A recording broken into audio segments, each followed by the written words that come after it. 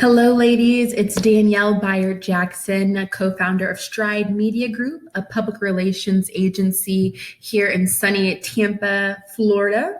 And in today's video, I'm going to walk you through how to know who to pitch your business to, and when to reach out to them, how to reach out to them, who to talk to, all the logistics of how to get a pitch in the right hands. In another video that you'll see here in the queue is me walking you through how to determine the 4 most newsworthy, most interesting story angles for your business. So be sure to watch that one as well. Okay, so before we jump in, let's make sure we understand exactly what PR is. I'm going to take 60 seconds to make sure we're on the same wavelength before we start talking about how to really exercise your PR energy and get yourself placed in the right media outlet so you can start earning more shine, more visibility for your business. So let's just first make sure we're on the same page there. So first, I want you to think what comes to mind when you think of PR. If you could be featured in any publication, which one would it be? And then also consider, what's your current comfort level with reaching out to the media?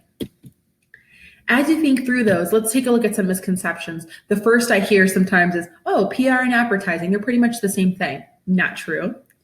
Then I'll hear, oh, you just ask a journalist to do a story on you, and if it's interesting, they cover it. Well, partially true. And public relations is only something you need if you have screwed up in a major way. And that is very true, but hopefully that's never the kind of PR that you need. We're going to talk about something that blows your mind. And I think it's going to blow your mind because you're going to realize, oh, I didn't know that it was that easy to get media coverage for myself. And if you do things the right way, yes, it is time consuming, but it's worth it. So the basic definition of public relations is simply the art of creating a favorable reputation. So those are things you can do in person, online, on traditional news outlets, but how can you create a good representation for your business? So first I want to take a look at the difference between advertising and public relations. The first would be that for ads, you are paying. I cannot stress this enough. And sometimes my business partner, he laughs at like how angered I get because there are other agencies saying like, oh yeah, we have relationships with journalists, but they don't. They're paying. They're just using your money to pay to get you featured somewhere. If it's an ad, you are paying for it, but it has less credibility than traditional public relations, which is called earned media that you cannot pay for. And that's what we're going to talk about today, the ways to get earned media. Now, both earned and paid media should be a part of your overall marketing strategies. But you really want to live in the earned media space because it gets you more credibility. That means that a news outlet or a media outlet is looking at what you're doing and they're like, oh, you're awesome. We want to feature you. And to have a legitimate journalist talking to you or questioning you about what you do super bolsters not only your visibility, but credibility. So obviously you need PR because it makes you familiar, it makes you trustworthy, and it gives you a competitive edge, especially if you're in an industry that's saturated. Like, let's just be honest. If people have a lot of options, you want them to choose you because they've seen you around and they've seen quotes from you in magazines and they see you on TV. It helps you to stand out from the competition. So let's talk about crafting your hit list, meaning selecting just the right people to reach out to. I want you to consider local, regional, and national media outlets.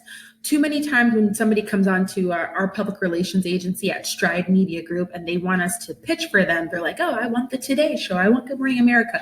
Yes, we all do. We all do. And that's totally possible too. But what we help them to understand is that you have to live in the local world first.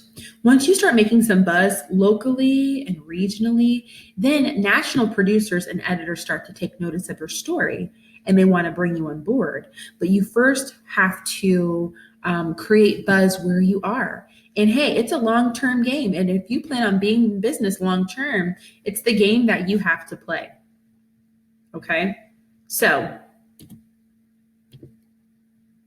here are some pictures to represent the different kind of options you have because I want you to feel encouraged, like, holy crap, I didn't realize that I have so many options. I think that when I mention media or when anybody mentions media, we think of like traditional news, but here are your options. First, this is supposed to represent like a podcaster. So popular podcasters, that is a huge landscape for you, a landscape of opportunity. You also have popular YouTubers that you can reach out to or pitch through an email and ask to be featured as a guest. Of course, you have traditional television news and other programming, newspapers, fashion bloggers, if that's your world, or bloggers for any industry. And then, of course, national magazines that most of us are familiar with. So let's say I'm in the food industry. Okay, a national example would be Food and Wine magazine.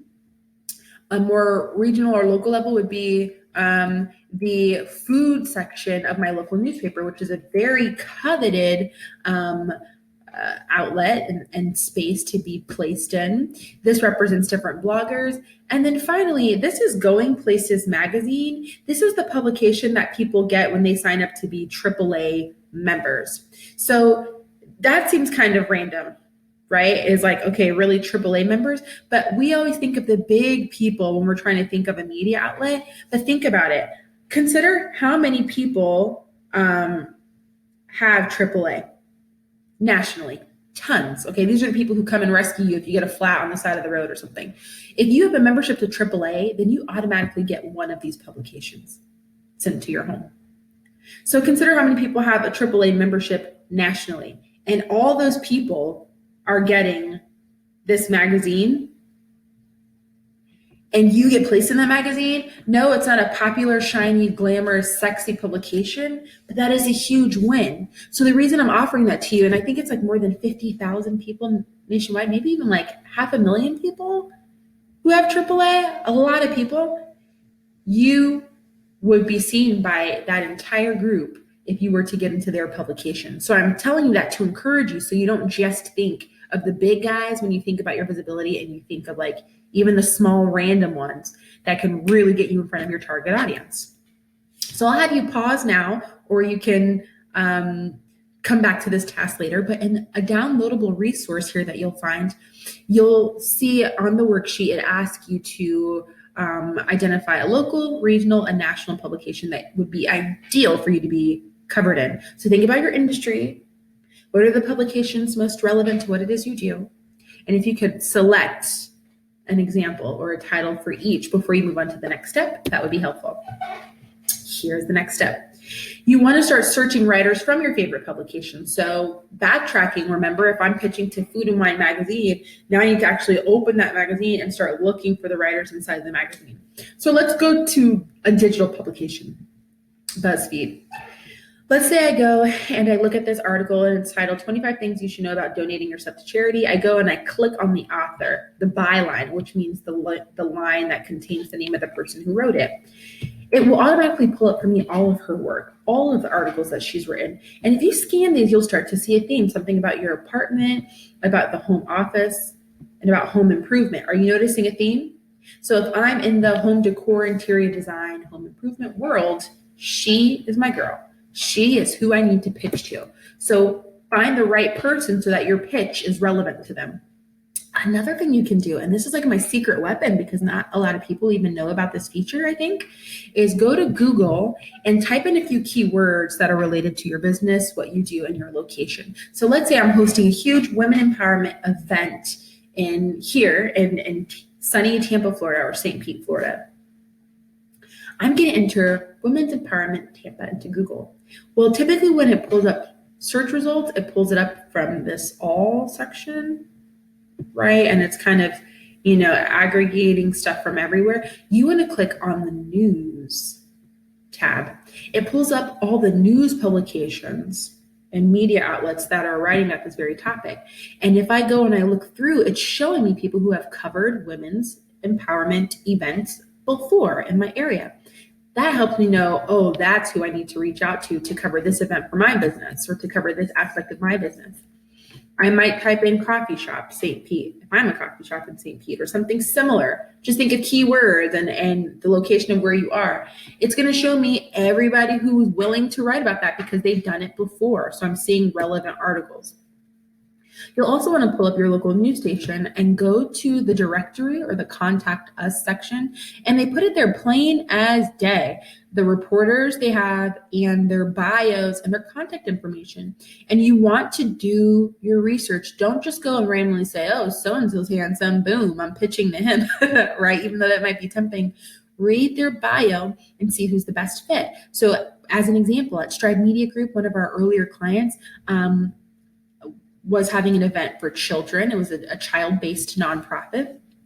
So we went and we read the biographies of of reporters at a particular station that was very hard to break into, because we have our journalist contacts, we have relationships, but we also sometimes look for new outlets and try to form relationships to get our clients coverage.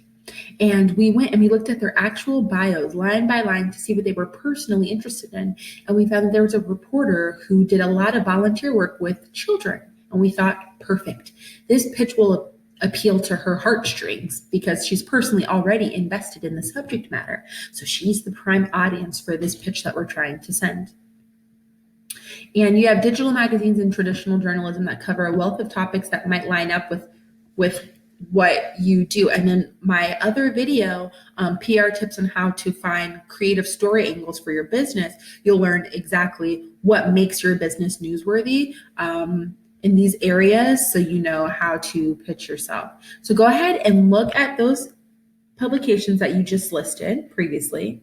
Now go within those publications and find the articles and their authors, the people who wrote them, because those are the people whose contact information you need to go after.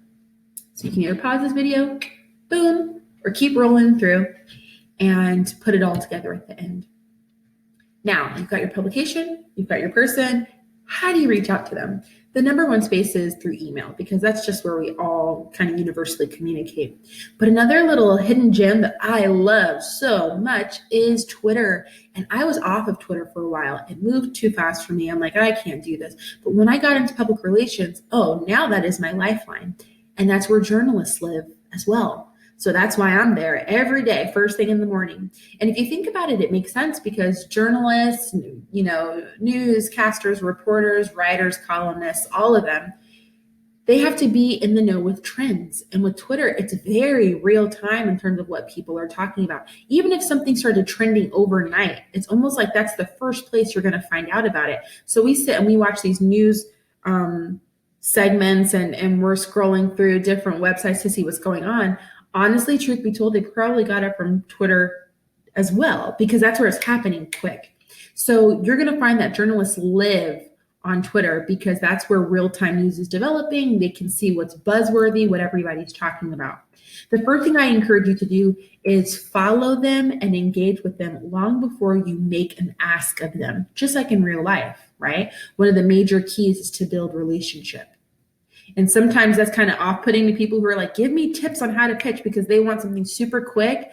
But the best, most effective thing you can do is wait and build relationship. Keep showing up over time. Then that journalist starts to take notice of you, and it's easier, honestly. When you slide into their DMs or you send them an email, they've seen your name multiple times because you're commenting on their tweets.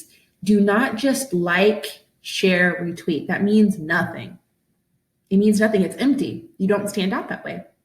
So I suggest that you read the actual articles that they're posting, that they've written, and give a very meaningful response, because then they see your face, they see your comment, and they're spending time to get familiar with you.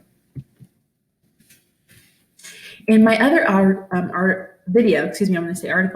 I show you how to pitch the heck out of your business. It's kind of a silly acronym that I developed, HECK, to know how to create and extract the most meaningful, valuable, and interesting parts of your business. So be sure to watch that video.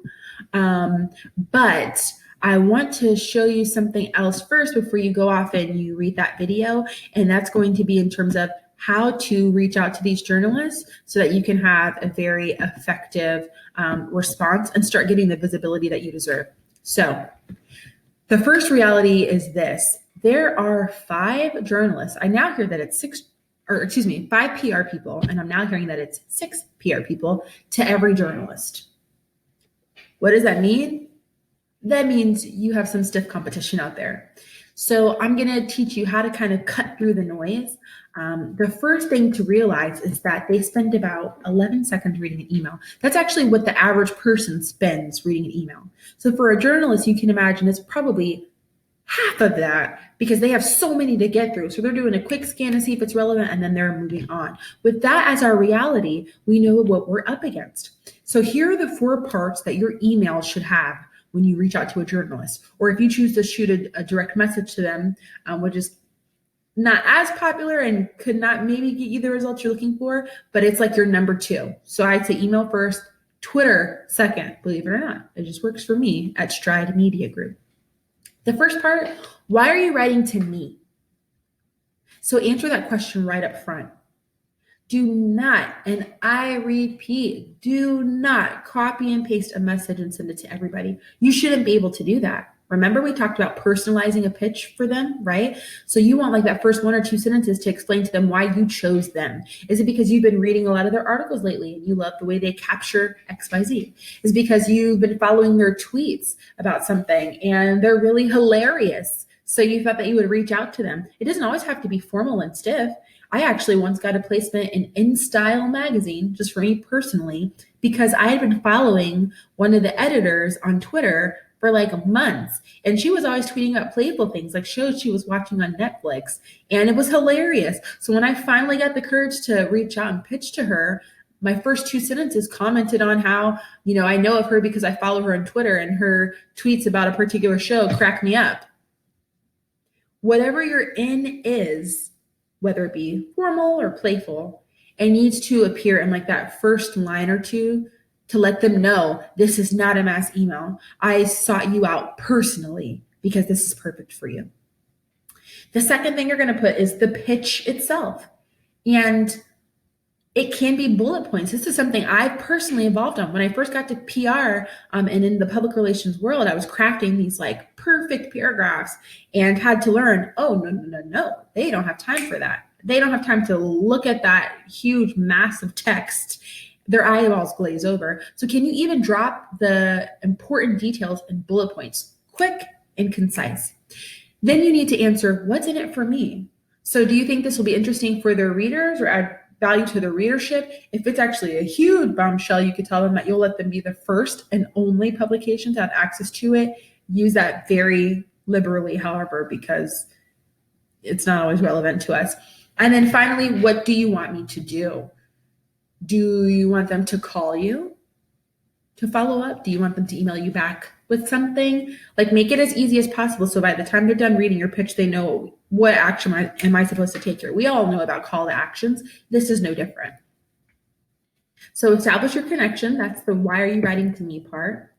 What's the pitch? Make sure it's a big deal. One of my favorite things to do is include a stat, because that kind of removes the bias. So they're thinking, of course, you think your brand is amazing, blah, blah, blah, you're selling me. But as soon as you can kind of link it to a statistic with your industry, that would be helpful, right? Like 30% of people believe whatever, or a new study came out that shows 60% of people believe this. And, I think that's why our company is so important. Those kinds of things make it feel more factual, and then they're more inclined to follow up with you on it. Remember, what's in it for me? Does it make them look cool to kind of be the first to have this kind of access or to get a hold of this story, right? And finally, again, what do you want me to do? Be specific. Let them know. So here's an example of, it's got all the writing, it doesn't have the bullet points, but see how quick it is too. Your email shouldn't be longer than 250 words. Just as a guideline, it should be quick. Even this, how this person pitched, could be seen as wordy. Can you take some of those paragraphs and make them quick bullet points? Because that's how you're going to get through. Here are the 5 commandments. It is not about you. And I'm not trying to give super tough love, but it's not about you. It's about them. So don't brag about like, my company is awesome. Here are the cool things I'm doing. But it's more about like, hey, I noticed that you write about this and people are hungry to understand this or get more knowledge and tips on this. And I can help them do that. It's not about you. It's about them. Get to the point. Don't give them homework, meaning tons of links and attachments to look through. Remember, they're spending less than 11 seconds on your email. So get it in the body of the email, personalize it. I beg of you, please don't send mass emails, and then don't send multiple emails to multiple journalists because they communicate. So like if you haven't heard back from somebody at the ABC station, don't go and email another reporter. They talk every day, and they might find that obnoxious. Now, 85% of writers open an email because of a compelling subject line, and there are lots of things you can do here, but I'm just gonna hover here for a second. Most emails get opened to a journalist if it includes some kind of statistics. So remember I mentioned that earlier because it sounds factual and less like, oh, super awesome sale happening at my store. Okay, and in my other video about how to pitch your business, you learn that pitching a sale is not a pitch at all. It's not a story angle. That's kind of like an advertisement. Information gap, which means you're offering new information to them. And then the title of the content in general of what's inside. So if it's statistic based, you might say 32% of winning subject lines have this. Information gap. These are the most effective subject lines for link building to let them know if you click inside, I'm going to give you information, a simple title, what's inside, so an infographic, or you can personalize it and put the person's name in it if you'd like. That's kind of win or lose for me. Personally, I gravitate toward the stats because it's newsy. And I believe that once you have your reporter names, your outlets you want to pitch to, the person who writes for them, your subject line together, and the body of the email with some concise points, that you are ready for the next step, which is to put it together. Why are you writing to me? What's the pitch? What's in it for me? And what do you want me to do? These are the most important pitch parts. Once you do pitch, I'll just say this, you may have to wait. I'll also say they get tons of emails, so you may have to follow up. I've gotten tons of placements for my clients at Stride Media Group because I followed up. And just one follow-up. Oh my gosh, dear Lord, do not do more than that or block, right? But they get so many emails. There have been so many times I pitched something to a journalist, even a friend who I know, like, oh, she'll see this. They really get so much stuff. Remember we talked about that 5 to 1, or for every 6 PR people, there's one journalist, that I've had them say like, that I've sent it again, or I've sent a text and been like, hey, I sent you a story. And they'll say, oh my gosh, can you send it again so that it's at the top of the pile? Quote, okay, because they get so buried under other stuff. So don't be discouraged right away if you're not getting results immediately. It could be because they haven't looked at it yet. So I say give it a week before you respond one last time. And then sometimes you just have to take the loss. You have to move on to the next pitch. But what I don't want to happen is for business owners to send it out and you're like really proud of it and you don't hear back and you're like, oh, this doesn't work. I would say for every 4 no's I get 1 yes. And I'm a professional. Okay. But I just grind. It's constant. And they're getting bombarded and I just grind. And because of that, we've gotten some major placements, one coming up for the Today Show. Okay. So it's possible. You just have to be consistent, get your plan together, know what you want to say, make it concise. Don't make it all about you. Have a very personal opening and you will see success. If you have any questions, or heck, if you even want somebody to look over your pitch before you send it, I'd love to help you out. And you can email me at danielle@stridemediagroup.com and I'd love to help look it over for you. I can also get with my business partner and virtually we'll consult with you because we love this stuff and we'll help you figure out what the perfect story angles are for you and your business to get you started. So hopefully this video adds a lot of value to what you're looking for in your public relations strategy. I'd love to hear your questions and I'm hoping to see you and celebrate you once you get the shine that you deserve with media placements.